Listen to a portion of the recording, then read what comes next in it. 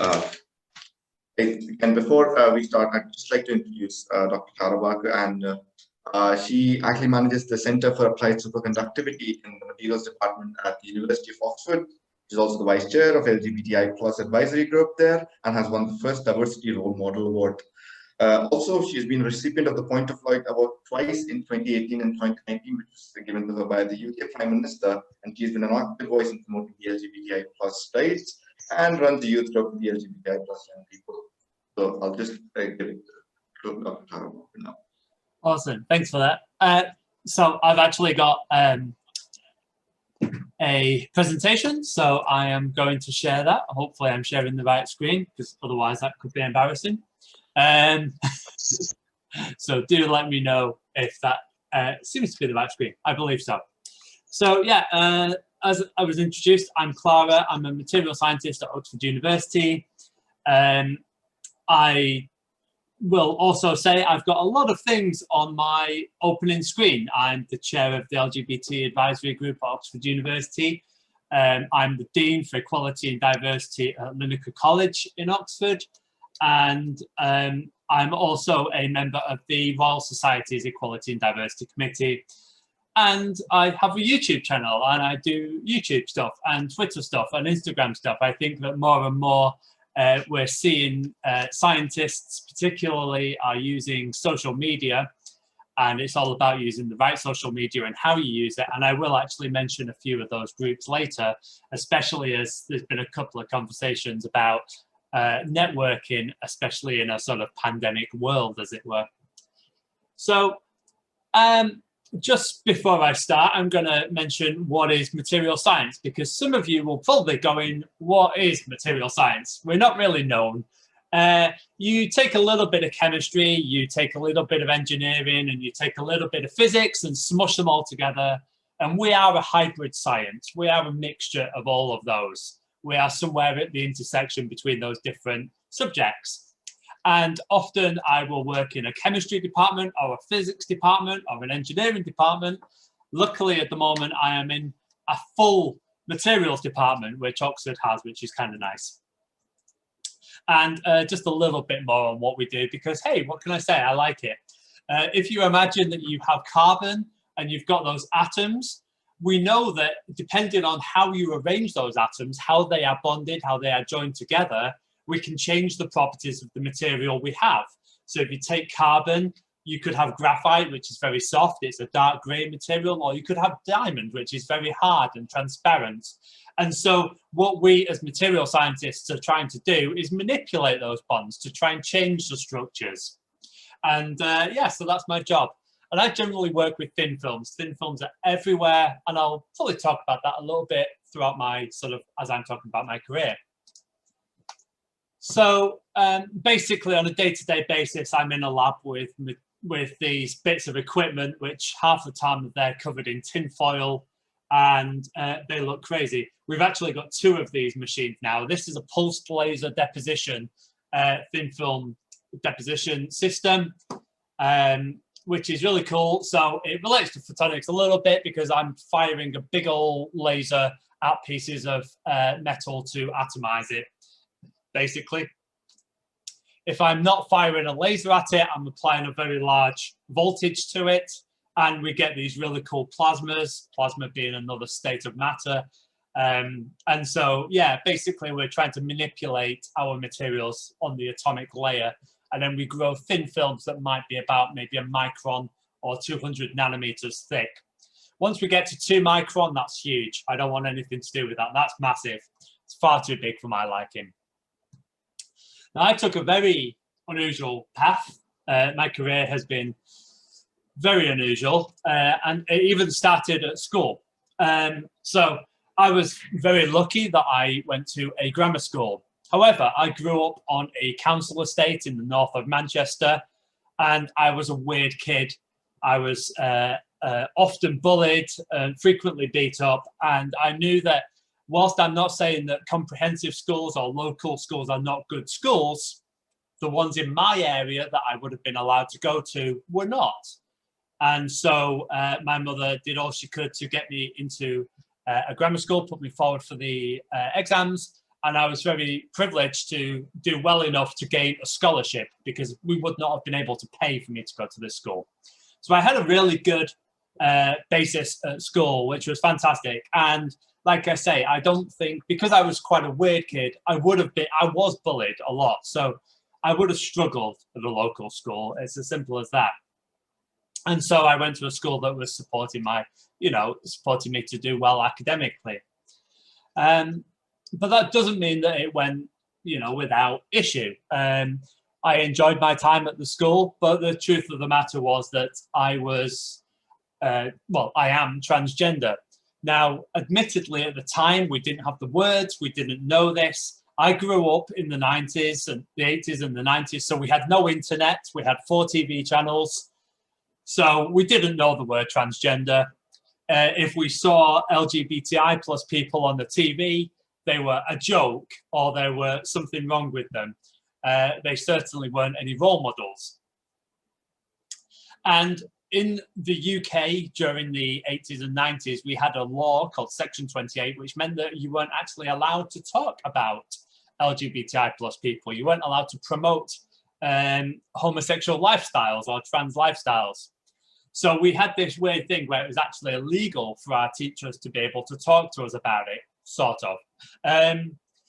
So I didn't see anyone around me at school, which meant that I got very, very depressed and my mental health suffered. So I did my GCSEs, but then my A-levels, which are the next stage at the school in the UK, I actually dropped out of school. I didn't finish school. I couldn't. My mental health was bad and I just wasn't able to concentrate and work as hard as I should have done.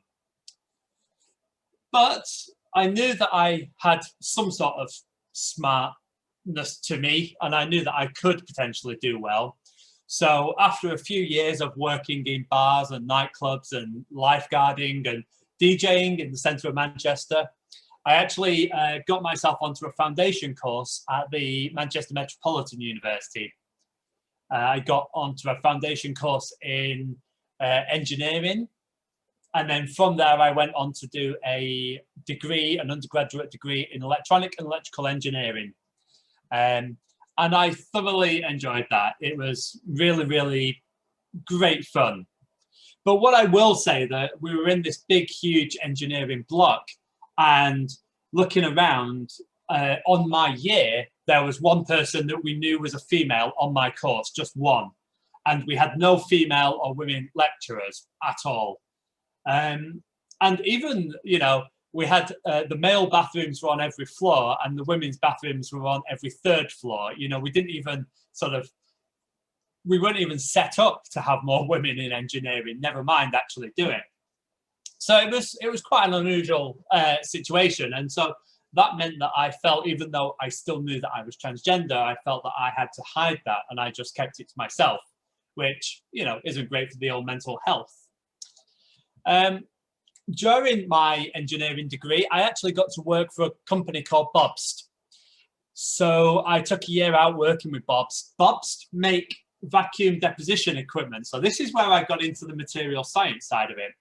Basically, if you have a packet of crisps, it's a piece of plastic with metal on the inside. They made the machines that put the metal on the inside of those machines, of those packets of crisps, to keep your crisps fresh. And these are quite big machines, to be honest. The one that's in the picture was actually clear barrier, so it meant that you could actually see your crisps while they were staying fresh. And I ended up working on this machine for quite a long time. And in fact, once I'd graduated and completed my undergraduate degree, I was offered a full-time role at Bobst. And the point was that I had this opportunity. It was quite an unusual opportunity during my undergraduate, but I took it and I worked hard. I was slightly lucky with the timing, but I made the most of that opportunity. And to the actual point where I started doing the electrical design work, and then I got into the engineering development, and then I got onto the material engineering side of it. I was flexible and I looked at what was interesting, and these fields were all related. So I was able to change and move throughout the different fields. And I talked to everyone I could. I was polite and I worked hard. And at the end of that, I got offered, I was suggested for a PhD.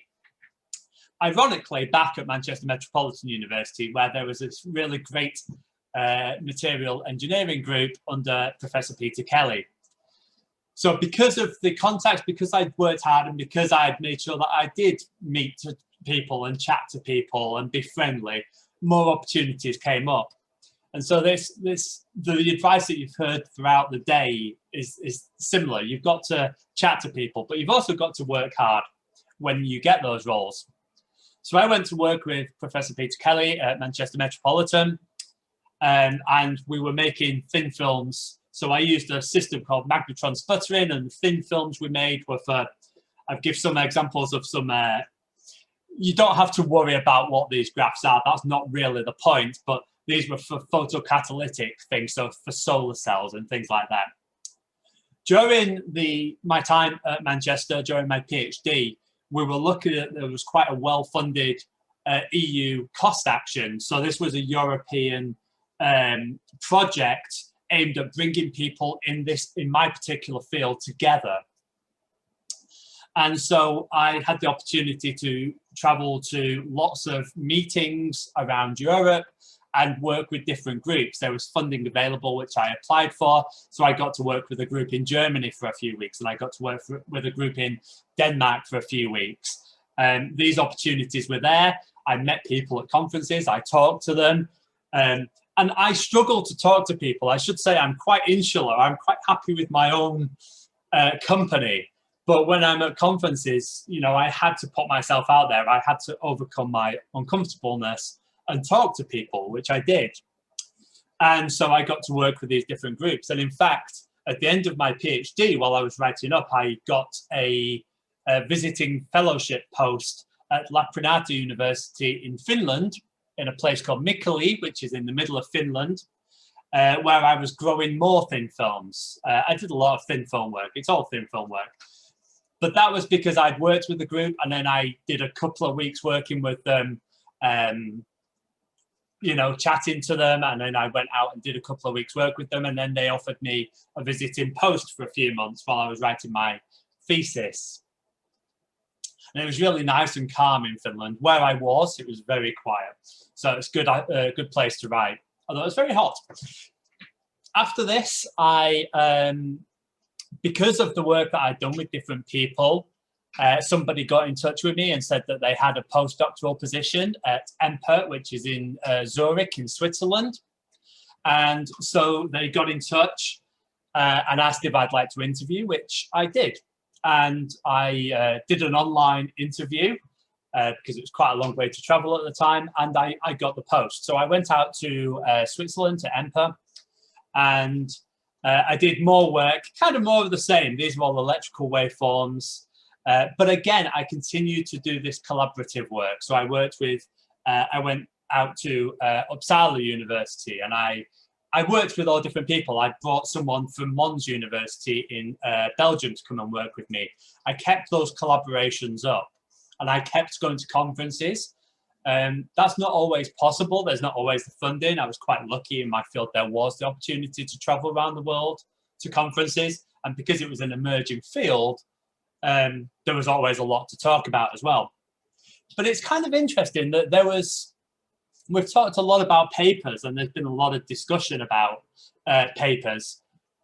But my field was very experimental, which meant that most of my experiments failed.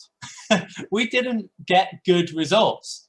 For me, getting papers out was hard because we didn't have enough good results to really publish. Unfortunately, in some fields like particle physics, it's quite common that you publish null results or negative results. I did a lot of experiments, but I didn't always have positive results. And in material science, that wasn't publishable. So I worked hard and I did a lot of experiments, but it isn't always possible to publish in your field. And, you know, in my field, the type of films that I was working with, they weren't necessarily sexy materials. They weren't the sort of headline science that, you know, would get into Nature or science journals. We had our own field. We had our own small impact journals but that's where everyone looked at those fields. Within my field, you were more likely to get cited in these small impact journals than something in Nature. That was just the way the field is, which is why it's really difficult when for jobs they just want impact factor, and it's like, well, we don't really have it just because of the nature of the science that I was doing. So it changes throughout the field. Now, during this time, I was, still struggling with my mental health. There's no two ways about it. And as scientists, we don't always help people with their mental health as well as we could do.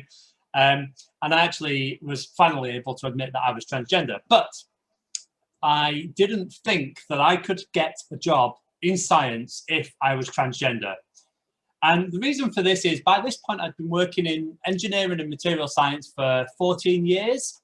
And in that time, I'd met 2 out gay scientists and no trans scientists or engineers.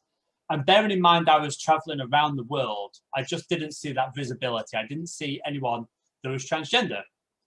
So I assumed that I had to make a choice between transitioning, being myself, and being happy, and science. And so whilst I was doing my various postdoc positions in Switzerland, I decided to choose me. I decided to choose my happiness. So I didn't, towards the end of my postdocs, I wasn't writing my fellowship applications. I wasn't publishing my results, few and far between that they were, because I decided that I had to look after myself. I had to think about myself. Now, as a scientist, not publishing and not at least trying to get fellowships isn't a great idea. And, it sort of will kill a scientific career, to be honest. You don't have to have you will get a lot of knockbacks, and the rates are going to become harder and harder in a post-COVID world. But you do still have to be at least trying and putting something out. And I wasn't. Then, so I transitioned. I started living my own life, and I saw a job, a technical job, managing the Centre for Applied Superconductivity at Oxford University. And I only applied for this to prove how horrible everyone was going to be to me now that I transitioned. And wouldn't you know it, I came along to the interview and everyone was really cool. Everyone was really nice. No one actually cared. They cared more about the work that I'd done, the scientific work that I'd done. Now that's how it should be. We should only care about the scientific output. But I'd made the assumption, because I didn't see anyone like me, that I couldn't continue to be a scientist. So when they offered me the job, I was really, really surprised. So much so that they actually raised the wage because they thought I was haggling. I wasn't. I just didn't expect them to give it me. So now I'm in the Centre for Applied Superconductivity. And what I will say is I've started working with various people that I used to work with, and everyone's been really cool. Everyone's been really nice. I haven't had the trouble that I thought. So I make superconductors, and in my lab I've got, in fact, actually I can see it now, I've got this bed of magnets and a superconductor in a little polystyrene cup with liquid nitrogen. Superconductors are these things that float. I will say this is a bulk superconductor, not a thin film superconductor, but we do make thin films as well. So I said that I sort of almost sabotaged my own career because I assumed that I couldn't be myself. And a lot of times we talk that, just be yourself in science. We don't care about who you are. We don't care about your gender or your race. All we care about is your output. People often say, just be yourself. But we actually know that this isn't true. Now, if we look at LGBTI plus scientists, it's a little bit hard to find LGBTI plus scientists throughout history.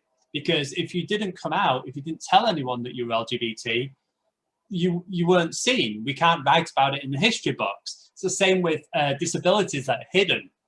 So Alan Turing was a fantastic mathematician, attributed to doing lots of great work on maths and helping, apparently, help stop World War II a little earlier. But when it was found out that he was gay, he was convicted of it because it was actually illegal at the time. He was chemically castrated. He was his work access was revoked. We should say that Alan Turing was a fantastic mathematician, and he hadn't finished working. He was still young when he took his own life because of how he was treated, because of who he was.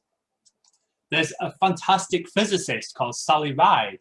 She taught at Stanford. She did an awful lot of work for women in physics. But it was only when she died that people found out she'd been in a same-sex relationship for 20 years. She never lived authentically or openly as a gay woman.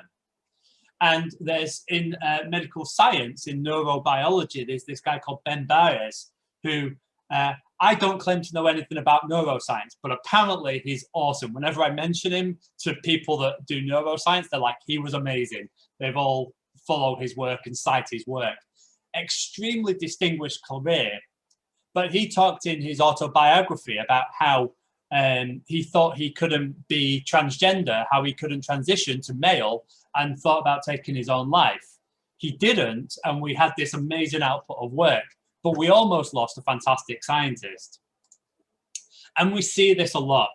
Women only make up 23% of people in STEM.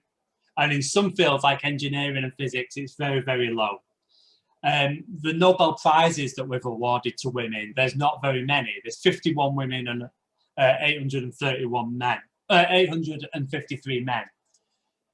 And on average, a lower proportion of female academics earn the higher wages as well. So most of the women that are in science earn lower wages. And there's lots of reports on this. And we see similar things with people with disabilities. People with disabilities make up 22% of the population in the UK, but only 2.6% of the population in STEM fields. And that's only 4% in academia in general. And people with disabilities are 60% less likely to stay in STEM. We can talk about race. We know that, you know, in the UK, there's 14,000 male professors and only 90 are black.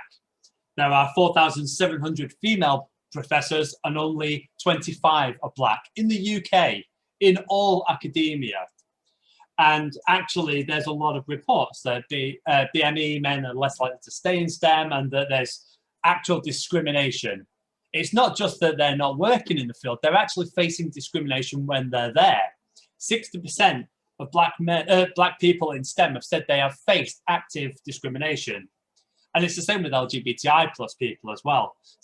Only 40% of people don't tell anyone that they're LGBT, that they're gay, they're trans. And a lot of people in physics have been told to stay in the closet. And we know that there's a knock-on effect that LGBT people are less likely to stay in STEM. They're more likely to leave. And that's on top of race, on top of disability, on top of gender. And luckily, we're starting to see the societies take note. The Institute of Physics, the Royal Astronomy Society, and the Royal Society of Chemistry did a big survey a couple of years ago, and they showed that LGBT plus people are being discriminated against. And what is the effect on science? Well, LGBT scientists are talking about leaving science sometimes, 30%, compared to only 16% of non-LGBT people. And when it comes to trans people, 20% of trans scientists are actively looking at leaving science. And remember, I was one of those people. So it means a lot to me. Don't know why we've gone backwards there. So why is that? Well, it's because we have all these things. There's a lot of work for equality, gender equality in physics, and yet there are still some people who feel that they can say that men are better than women at physics, that all the work, all the discoveries in science were made by men. And yes, that might be true with physics, but that's because women weren't actually allowed to study science. So of course men made more discoveries. That's just how it is. And if you're wondering, Oxford University is just celebrating 100 years of allowing women to study at Oxford University. So yes, if men made more discoveries in science and physics, it's because they were allowed to, which is remarkable. And even with race, we're seeing pushback. And unfortunately, we see other signifiers as well that push more people out. The Institute of Physics had more people, white men named Brian, for their last round of fellowships than women and BAME people, which is quite remarkable. And this is the IOP, I work with them a lot. They do a lot of great work, but they're not giving out their fellowships. So I think it's quite important that we are visible. I believe very much in being visible. I've learned that since I wasn't kicked out of science and it was all right, and a lot of my worries and my lack of career progression was because of thoughts that I had about how I would be perceived. I try and be as visible as possible. I've been to some strange places, and I've done a TEDx talk on why we need to be actively diverse in academia as well. I also believe very strongly that we should all have hobbies. Mine is painting nerdy science, fantasy figures. These are all miniatures. I believe very strongly that we should have a life outside of science as well as inside it. Apart from anything else, it keeps us fresh. And you're saying, well, do we need to be active in diversity? Well, various banking groups have found that the more diverse their groups are in terms of gender and women, the more profit they make. So actually, diversity seems to be showing that we have more money. And in science, it seems that groups that are more diverse are actually being cited more often than less diverse groups, which means that the quality, the output of those groups as a diverse group is better. So from my point of view, the more mixed ideas you have, the more thoughts, the more diverse the group of people, the more new ideas you'll have, the more fresh ways of looking at things. And like I say, it seems like science is actually better for actively having diversity. So I'm not going to go into this, but there's a few things. It was interesting we talked about should you move around. We've got to remember that not everyone can move institutes to do a postdoc. If you've got a family, if you're supporting a family, maybe your social economic background means that you can't move to different countries like I did. I think that's less and less becoming something that you have to do. I think more and more we're seeing that you can go from PhD and stay in the same city or the same university for postdocs, but you might have to work a little bit harder to get your own funding. As for the internet, well, you know, we're all locked down. So there's a lot of great things out there. There's a lot of online groups supporting women in science and days supporting that. There's different days supporting various groups.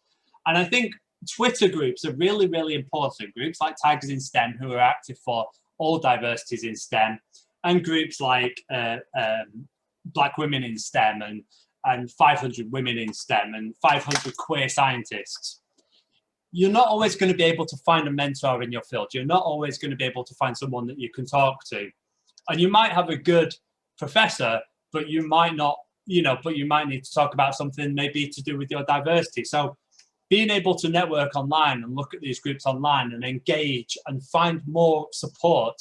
Social media can be pretty grim, but it can also be a fantastic place of support. And especially at the moment where we can't go to conferences and meet people, then getting involved in scientific discussions on Twitter, as long as you keep it, sensible and thoughtful and professional, it can be a really good way of getting your name known and getting invited to do talks.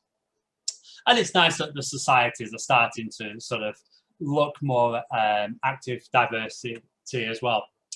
So with that, I think I've probably gone quite long with my slides. So feel free to get in touch. And thank you so much for listening to me.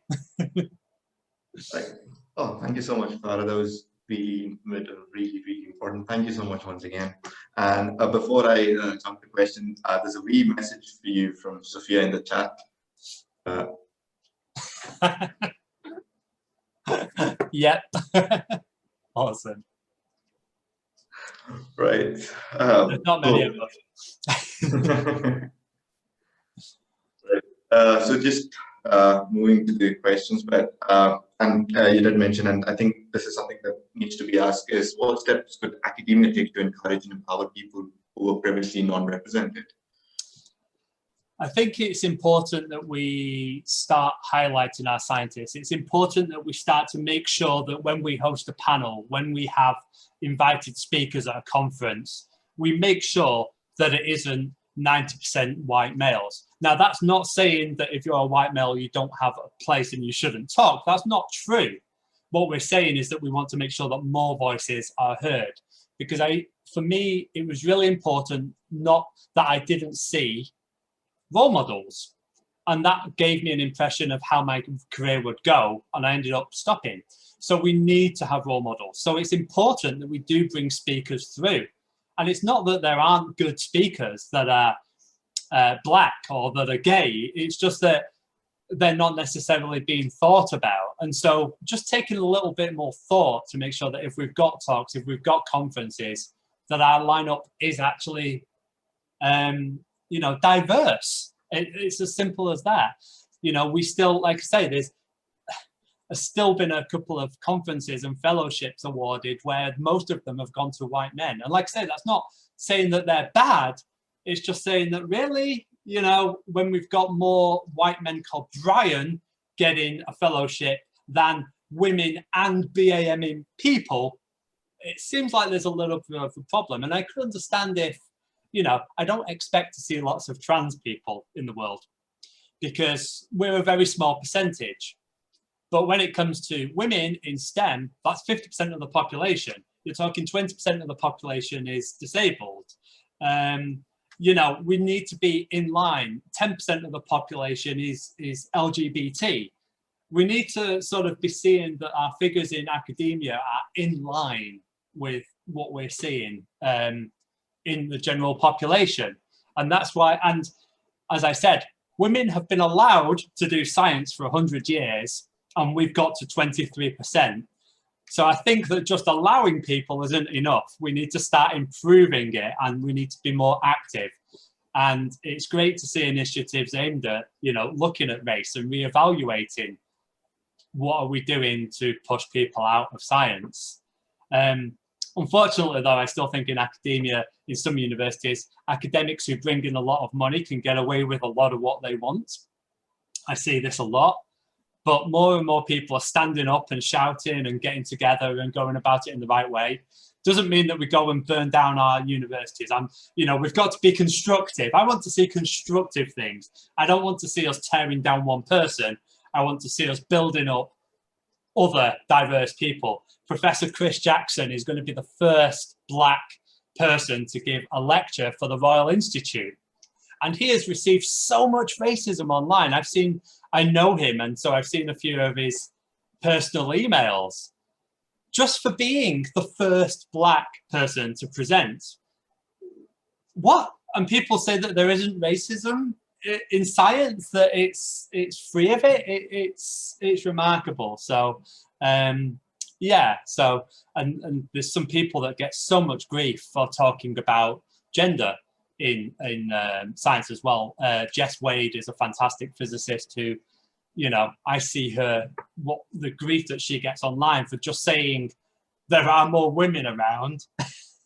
And we've got to think of our privilege. It's like, we're not saying that we, you know, you might not see a problem with race in physics, but if other people are, why is it constructive to say that there's no such thing? Why is it constructive to publish a paper saying racism doesn't exist? You might not see it. Maybe that means that you're not talking to, you know, maybe have a look at your friend group. Yep, totally. I totally agree with you there.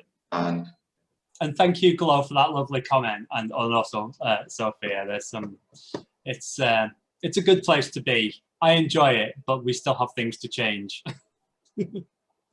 that's true. Yeah, I think that's also the end of time. And so I'm not going to take any more time. But thank you so much, Clara. Again, that was so informative. No, thank you. I think that's really taking on it. And thank you to Sophia and Miles, who's not here, for being a part of the event. It was lovely having you. Yeah, and again, thank you so much for all the attendees who came in. Thank you so much for your wonderful questions.